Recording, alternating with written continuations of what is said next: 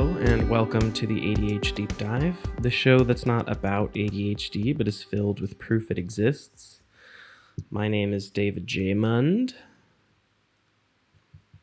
and this is probably the most difficult episode I've ever recorded, I think.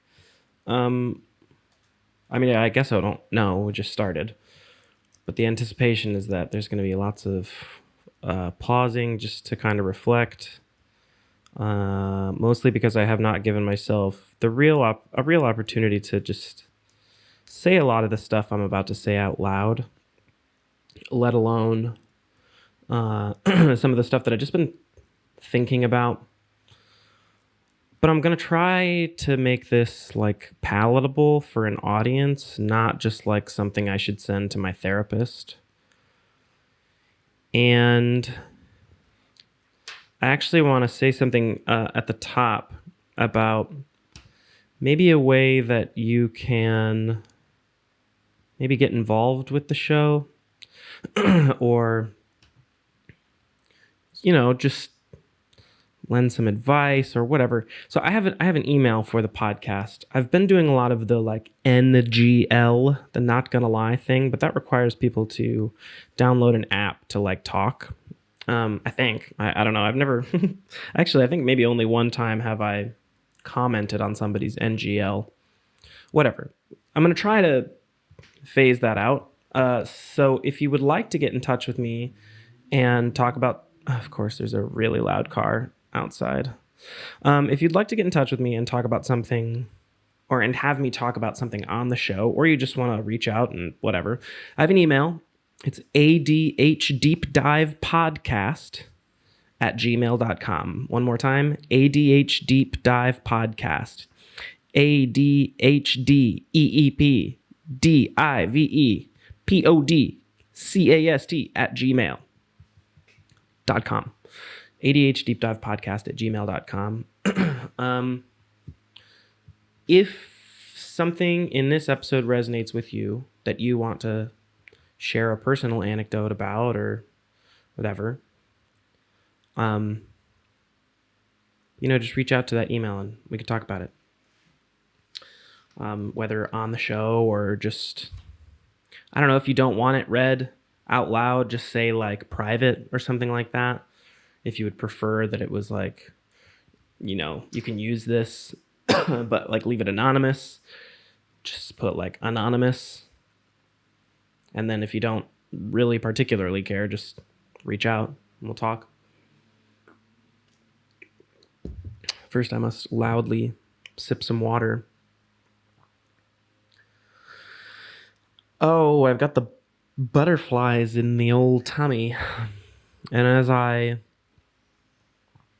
pause to reflect about how I'm going to do this episode, I think about an episode prior where I said something like, "Oh no, I've got smoothie on my nipple. Oh no. Oh guys, I've got smoothie on my shirt. Do I change? No. We're already in it. Shit." This is the ADHD Deep Dive. The show that's not about ADHD, but is full of proof it exists. Hey, you little pussycat, get out of here. Yeah. Okay, let's talk. Oh boy.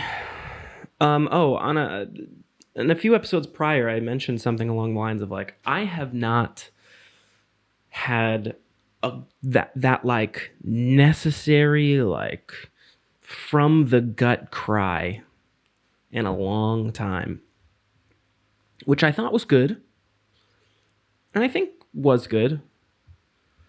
And now that I think about it, like right now, maybe I haven't. Oh God. I'm just saying I wept the other day. Just wept. My dog Juda, let's just come out with it and then I'll give you some backstory. My dog Juda has a cancerous tumor under her front right leg, and an ulcer that's growing above her eyelid that could also be a sign of cancer that both of which are going to be removed soon. I think this episode will probably come out on Monday, the 21st.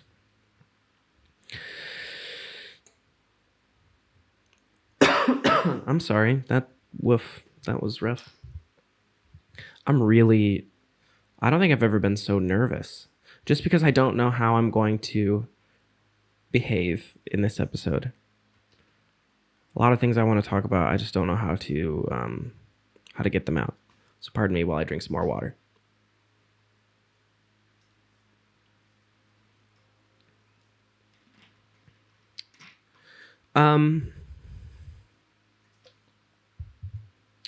I've had Juda for,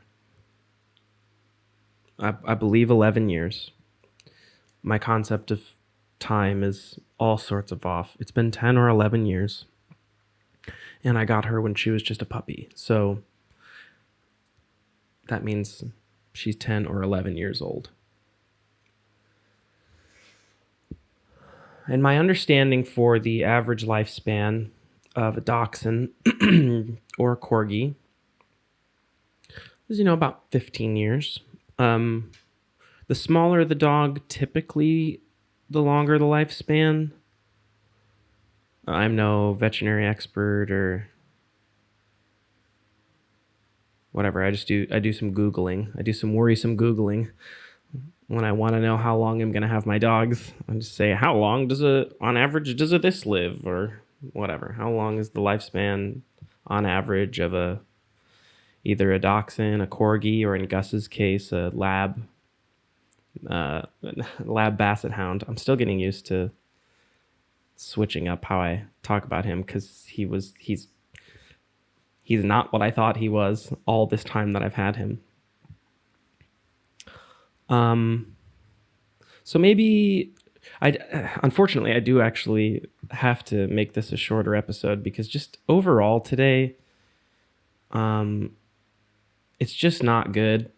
And I don't necessarily mean just in my mind. I mean, of course, selfishly in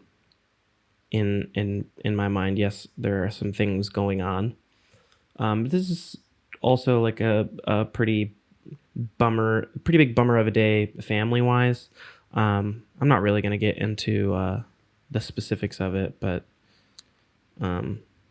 just a lot of my family is grieving today. So it's like I don't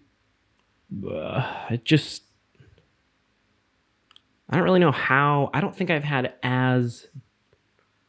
well, that's not true. I mean, I've had some big moments that I've had to process and talk about in real time on the show. But this feels like one of those ones that you always know is coming, but like it's like out of sight, out of mind in the way that you think about it. So I'm just bummed out today. Okay, that's what this attitude is going into this episode. But I really do want to try to find a way to not just have this be doom and gloom, but maybe I can talk a little bit about the dogs. And I know I've talked about, there's a whole episode I'm pretty sure dedicated to how they've literally saved my life a time or two. But how do you talk about this, David? So yeah, I cannot remember if it was my senior year of high school or if it was after I had graduated. Because all I remember is, I lived with my parents the year after I graduated. So like the blur of where I was, I don't remember how old. I think that it was my senior year of high school.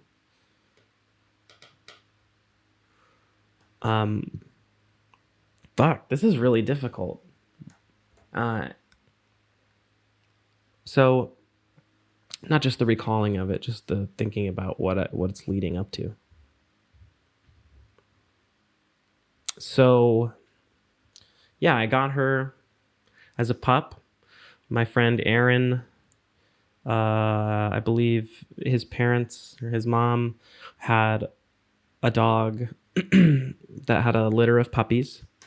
I believe the mom was a dachshund and the dad was a corgi, or vice versa. Either way, there was a litter of pups. Some were short haired, some were long haired. And when I got her, um, I thought that she was going to be a short hair because I was really excited about like not having like a bunch of long hair everywhere. I was wrong. Hang on. Kitty, Kitty, I really do. You're so cute, but like I don't want you being in here. And now you're being a little scamp. I hope the microphone picks her up yelling at me. Okay, ready? Get out of here. Get out of here. So Aaron's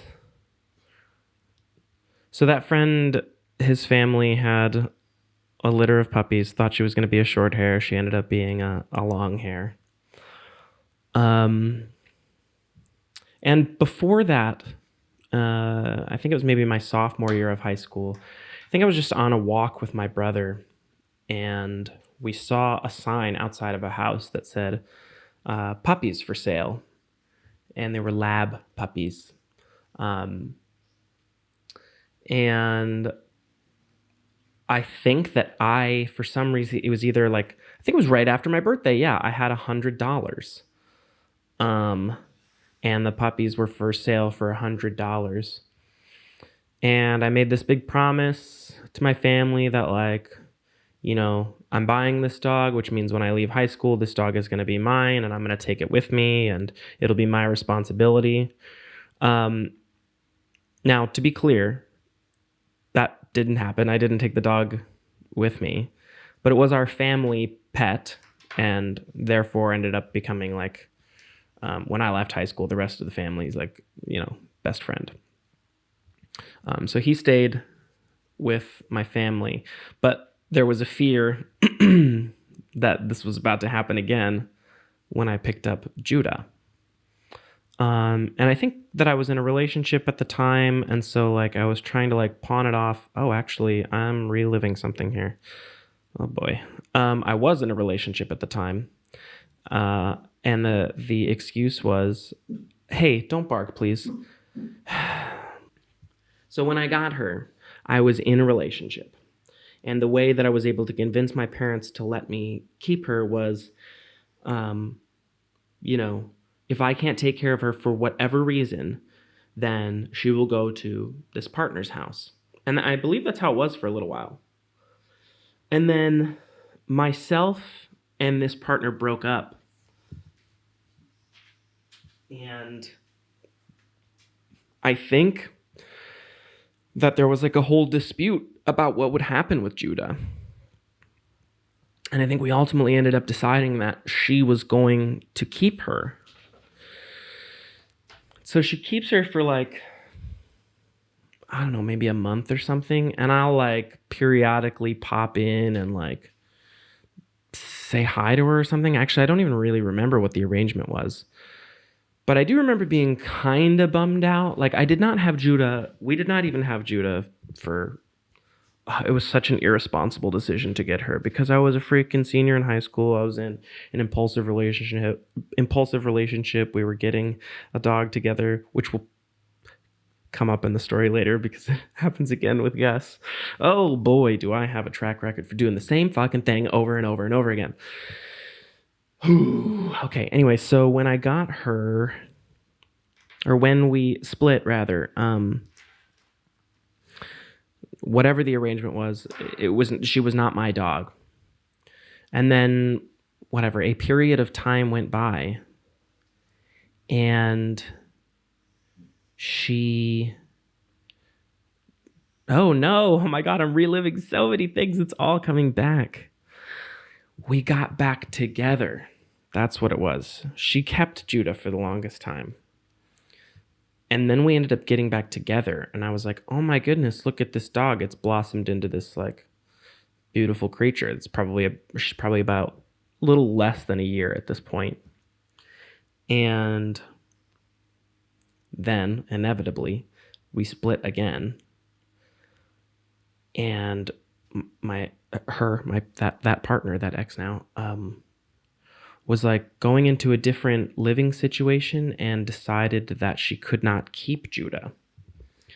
Except this time I had grown such a deep personal attachment to her at this point, because I think what was happening is when we got back together, it was after high school. Now it's coming back to me. So she is 11 years old. We had gotten back together. Hang on, I have to pause. The amount of times I've already had to cut because the dogs are barking at something outside lends itself to the stressful side of what owning dogs is like. Like, all I'm trying to do is tell you a fucking sad story about how my dog ended up getting cancer.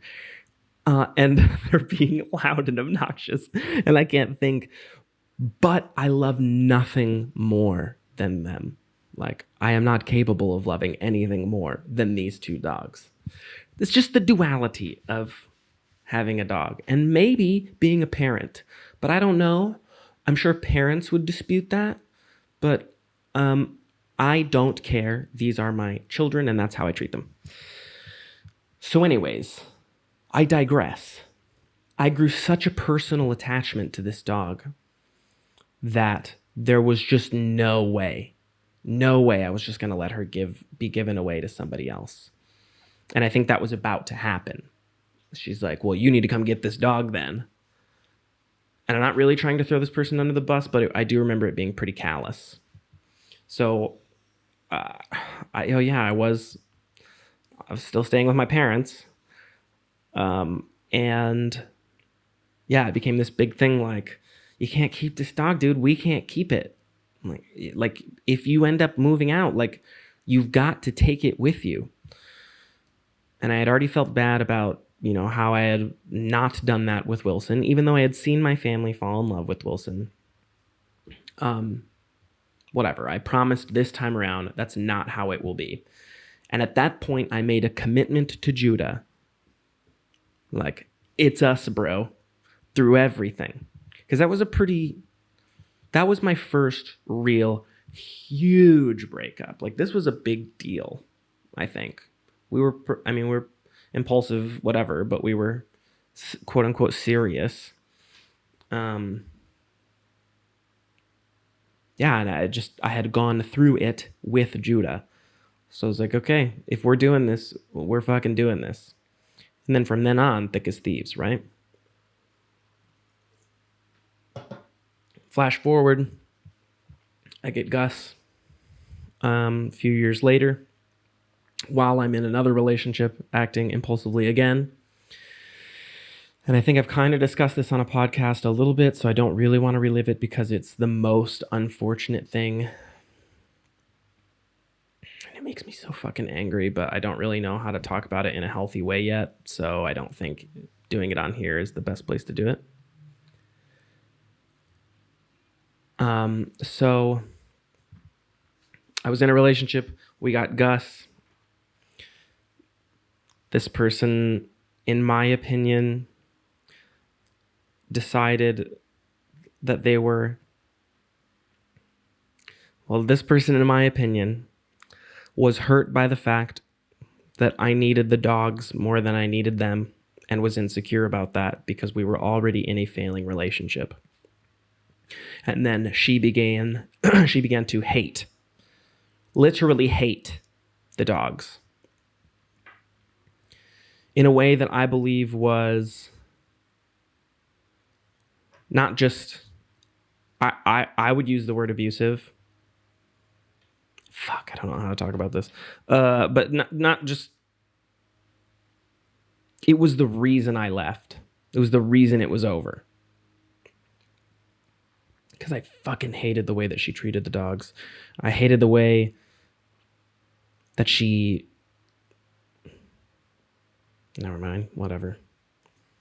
I'll still process that later. All that to say, these dogs are my best friends, and we've gone through everything. Everything that I feel is fundamental in my young adult to adult life has happened with Judah, and then definitely the adult portion of that with Gus, both of which are getting to a point that they are approaching average lifespans of dogs. And I think I talked about a couple of weeks ago that Gus was really sick for a little while. And I don't know if I talked about finding a solution in that episode, but apparently it just ended up being that he has a sensitivity to lamb. So I switched him back to chicken. That's apparently all that it was. I don't know if it was this bag of food that I got or if it was just lamb as the meat in general. But, so let's talk about what happened with Judah, right?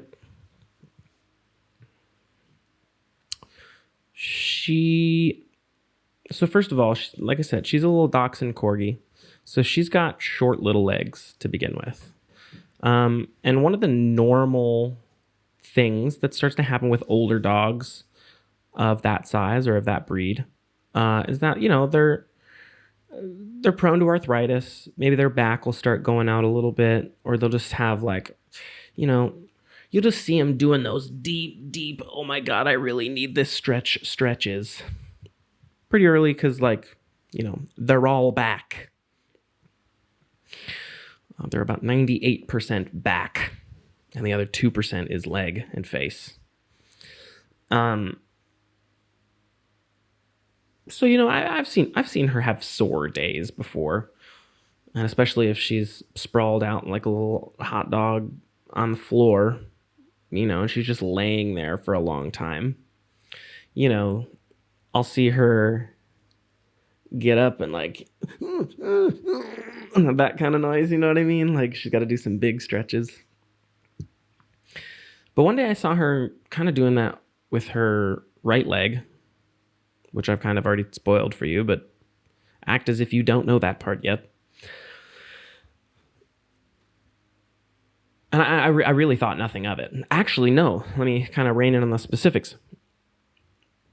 I came home one day, and as if overnight, or as if over the course of a few hours, she developed what I thought, after asking around and Redditing and whatever, was just a cyst growing above her eye, which I've seen on dogs before. I've especially seen on older dogs before. And what I was hearing was there's not really a lot of cause for concern about it. If anything, apply a warm compress to it if it's bothering them. It didn't actually appear to be bothering Judah. It didn't didn't bother her to the touch. I still don't think that it does. But say I was doing the warm compress or whatever. So that showed up. I think, yeah, that's what I saw first. And then either later that night or whatever, I think it was later that night. Yeah. I was letting them in from outside, and I have a staircase. I'm on the top of a duplex. So you have to walk up the outer stairs on the outside of the house. And then when you enter the front door, there's another set of stairs to get up to the main floor of our part. So you basically walk in and that's where you can put your shoes or whatever. And then there's a set of stairs up to the main hallway. So when she was running up the stairs outside, she was leaning against the wall on the left as she was using it as support. And I saw her trip and fall. I was, oh, shoot. And I kind of laughed at her. Because sometimes it's silly. She didn't roll down the fucking stairs, but she just missed a step. And then she had a bit of a tough time getting back up. So sometimes that's a silly thing if they're going too fast. They got the zoomies and then they're oh shit, I missed a step. So I didn't really think anything of it. Actually, more specifically, well, let me tell you. Okay, so then when I opened up the door, they have to go up another set of stairs. She does it again. She's leaning up against the wall again. And then she does the same slip 3 or 4 times going up steps. And so I went from haha, that's really funny to oh, you poor thing. Oh, there must be something stuck in your paw. Because recently we were walking around the corner from my house and like a bunch of acorns were falling from the tree, and she got an acorn stuck in her little paw pad. So she was like limping. And so I just had to pluck the acorn out of the paw pad. It was kind of funny. So I thought that's all that it was. So I bring her into the bed and I lay her on her back and I'm like feeling her paws. And I'm like, where's maybe there's something stuck in her paw again. And she's kind of like, oh. And she's like, she's like leaning into it like it's a massage. And so I was like, oh, okay. Maybe she's just, okay, maybe we had a long walk or something. Let's give her a little puppy massage. And I got to be honest, I love giving Judah her little puppy massages because she's all back. You could just like squish forever. Like get like behind her little hips, and then she does this little thing where she like looks up and then she kind of like licks into the air. She loves it, man. So I was like, okay, let's give her a little puppy massage. I lay her on her back and I'm like giving each paw like a little like thumb, like up along her little forearm or whatever, doing it into the pads. And then I get over to underneath her right leg and I feel like a knot. So I was like, oh shit, that's where it is. And I kind of like start going for it a little bit. And then I realized that this knot is like, what do I say? I've already spoiled it for you. I don't really know how to relive my thought process. But very quickly, I felt a tumor. And let me say for context, Gus has fatty tumors, little tiny ones, like on a few different spots on his body. He's got one up on his chest, so he's a fully black dog, except he's got like all gray face now. Well, he looks like he's got a little raccoon face. But he has one white patch on his chest. And right at the tip of the white patch is like a little bubble. It's like your average, think of a bigger bubble wrap, right? One of the big bubbles. It's right there on his chest. But it's just a little tiny one. He's had it for maybe 4 or 5 years. It's just a little fatty tumor. It's nothing to worry about. He's also got one on his side, a little tiny one. I think he's got one towards his butt as well. But shit, he's 13 and, I think, so Wilson ended up living till 11. I've seen other labs live to, about 14, 15. Of course, some die very young, some die very old. But I think the average is, about 10 to 14 maybe for a lab. Actually, let's look it up real time. I don't want to freak anybody out. What is the average lifespan for a lab? 10 to 12 years. Okay. So, he lived a healthy life. Oh, what is the average life? The median longevity for a Labrador is about 10 to 14 years. Didn't I just say 10 to 14 years? Holy shit. Go me. But anyways, Gus is a small lab. He's a lab basset hound. So he's still kicking. And I think he's actually relatively healthy. He gets the zoomies, man. He's got like strong legs. He can power up the stairs. Like he can jump. He can get off the ground. He's got hops. But, if he were to start getting sick, like, or weak, I would more understand. Of course, I'd be equally as devastated. He is my best friend. But when I felt this one on Judah, it's not the same. It's not a bubble wrap. It's a baseball.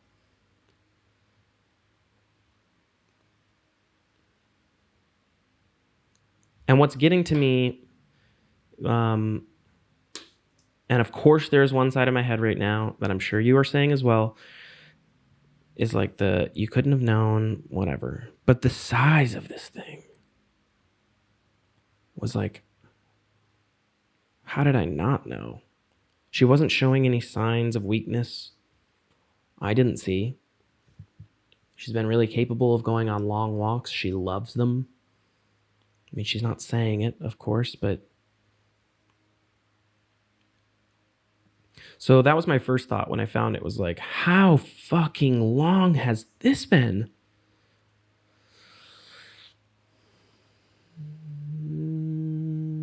Probably freaking, I actually don't have an answer to that. I don't know how long it could have been there. But like on the same day, I noticed the thing above her eye and then under her leg. So whatever, just to kind of spoil it and jump forward, I took her to the vet. They did a test on the tumor. They said there was, of course, good and bad news. Bad news being there was cancers. There, like when they, whatever they, I don't know the technical terms or whatever, but they found cancerous cells in the tumor. But they said, like, if she was like riddled with cancer, this tumor would be like all cancer, right? Like they would. So I don't know, like maybe I'm misunderstanding the way that they said it, but they basically said, like, we should get it out, not just because it's making it difficult for her to walk, but there is a chance that if we get it out now, like it's possible it hasn't spread anywhere.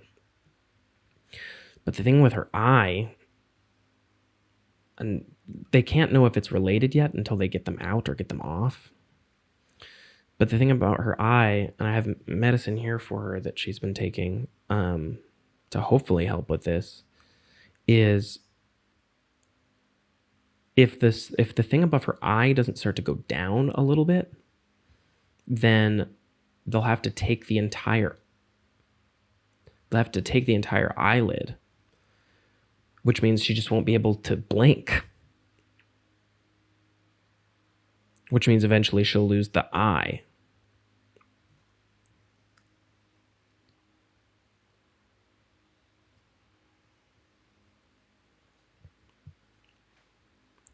And I don't know how to think about that. Because it's a quality of life conversation at that point. Like, let's say she can't, they get this tumor out, right? Even if it's not full of cancer, right? And she's just old enough, just weak enough that she can't recover properly. So she's not able to walk or go to the bathroom on her own, and then she can't see out of an eye. So with Gus, to me, it's so much more clear cut, right? Like he's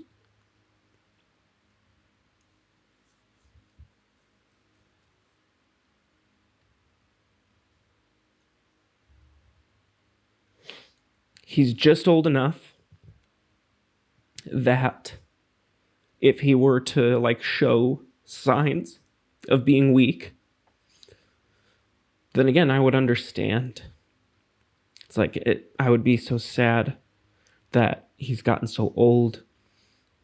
But like an old dog, it's very obvious when it's time for them to go.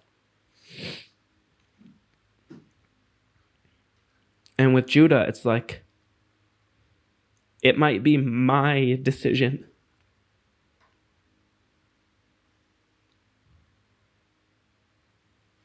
And like, I'm going to have to read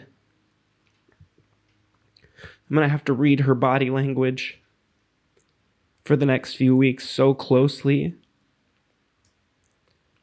so that I know she's not like miserable. Because right now, again, she's on a few different medicines. One's actually like a human pain medication. So I gotta be honest. Here we go. So she's on one that's carprofen, whatever. I'm supposed to give her one tablet by mouth every 12 hours for 5 days. And that's for pain and inflammation. Hold up, T.O., I need to get a Kleenex or something. Fuck. So yeah, that's supposedly for pain and inflammation. They're hoping that will bring. I think that's supposed to be for. Yeah, okay, now I'm confused. Okay, so that's supposed to be for like the inflammation around where the tumor is so that they can kind of get in there more easily, that like the muscle around it's not swollen. They can just slice her and scoop it out. Um and then she's on a Rilexine, which I'm supposed to give her 2 tablets every 12 hours. And it doesn't say what that one's for, but it my understanding is that's for around her eye, because like I said, they want to get that size down so that they don't have to take the whole eyelid. If they can get it down, in theory they can just cut it off. It's just the fact that, when you do surgery around a dog's eye, it's like, it's just not, or any eye, you got to be so careful, and like it's so delicate.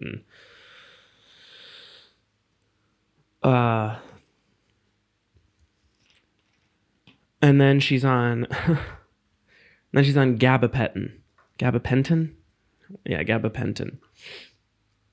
Which is a human, well, it's a pain medication that humans can take. Humans do take.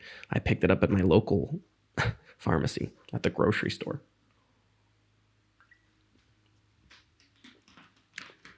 And I'm supposed to give her one of those every 8 hours. That one is pain medication. That one I have the hardest time giving to her because I know what it does a little bit. Like after all this stuff, she gets a little bit dissociative.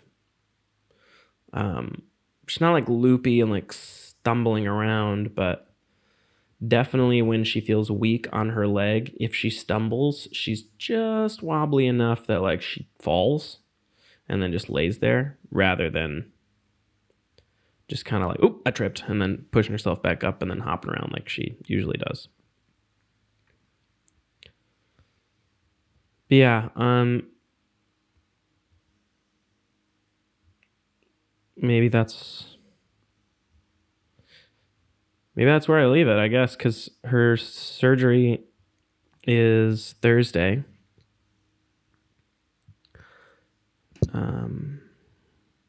It's Monday, the 21st, if you're listening to this on the day it comes out. Her surgery is Thursday, the 24th. So, we'll see, dude.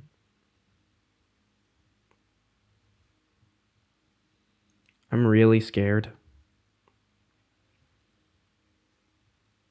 And I think that the next episode will be me. Well, regardless, the next episode I record will be after the surgery.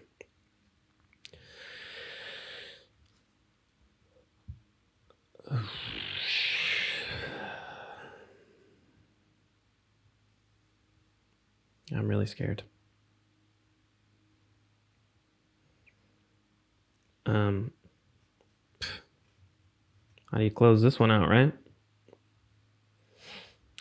I have a really depressing lyric to quote, even though I don't necessarily believe it, but there's a Childish Gambino lyric where he just says, "Why get a dog if it's just gonna die?"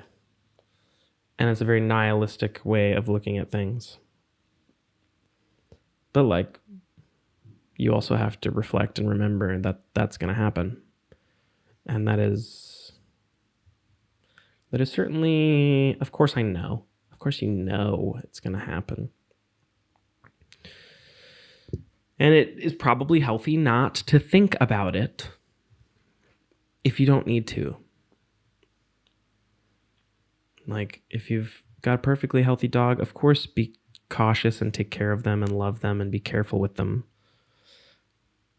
But you don't need to like dwell on the fact that they're going to die one day. But when you are faced with their mortality, I just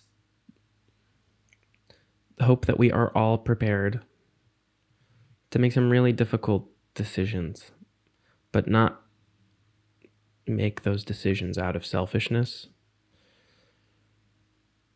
I know with confidence that the moment I sense suffering that will last, not to be morbid, but I will not let either of them suffer. Not for a second. But I have seen stories and I have seen incidents, whatever, of people just hanging on to their pet for far too long because they don't want to let go. And I get that that's very, very difficult. It's gonna be a motherfucker when it's time for these two. But just don't let them suffer.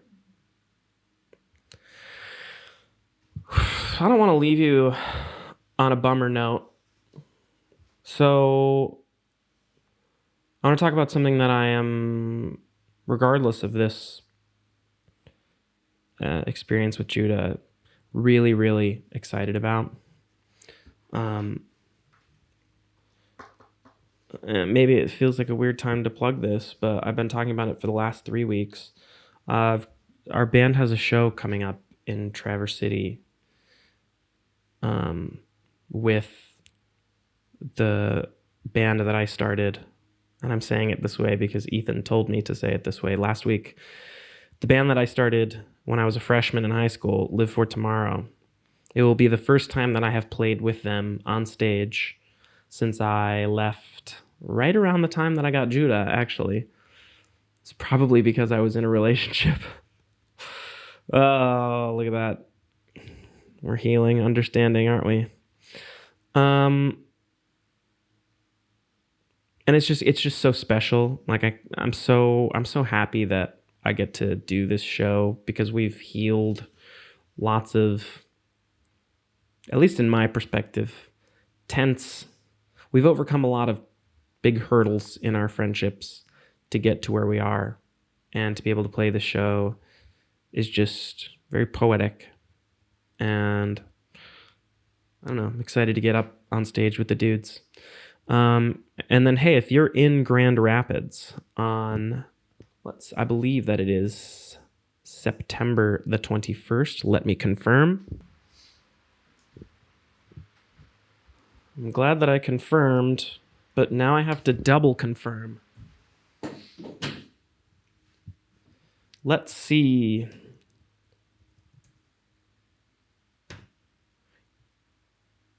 It might not be the 21st. It might be...